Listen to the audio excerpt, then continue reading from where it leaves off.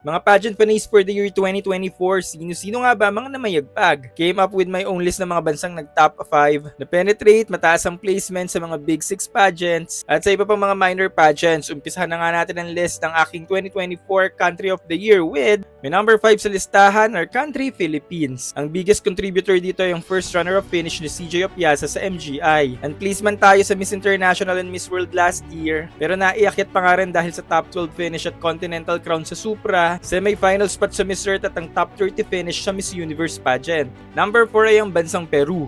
Biggest gainer ay ang third runner-up nila sa Miss Earth pageant, followed by their top 12 finish sa Miss Universe pageant. And then non-placement sa Miss International, pero may semi-final spot naman sa Miss World, Miss Grand International at Miss Supranational, bukod pa ang ilang mga minor pageants. Sa number 3 ko naman, tayong Brazil at USA. Parehas ang place ng Brazil at USA sa Miss Universe pageant, pero biggest gainer ng Brazil ay ang third runner-up finish nila sa Supranational. Meron silang fourth runner-up sa Miss Grand International and placement sa Miss International, pero may top 8 finish sa Miss World. Walang USA and placement sa Universe, World International at Grand International. Nakakuha naman ng second runner-up finish sa Miss Earth pageant at first runner-up finish sa Miss Supranational. Made this finishes the biggest gainers of the USA for the country of the year. Second spot, India. Biggest winner nilang Miss Grand International last year. Doon place sa Miss International at Miss Earth. May semi-spot naman sa Universe at Supranational at umabot ng top 8 finish sa Miss World. And the country of the year 2024, malamang maraming maiinis dito, ay ang bansang Indonesia. Bukod nga sa top 6 finish nila sa Charm at corona nila sa Cosmo, ngayon taon meron silang corona sa Supranational and placement sa Miss Universe at Miss Earth, pero meron silang semi-final spot sa Miss World at Miss Grand International. At meron din silang 4th runner-up finish sa Miss International. At ang Putri Indonesia na nga malamang successful local or national pageant last 2024. Dahil dito nga nanggaling sa roster na ito ang reigning Miss Cosmo,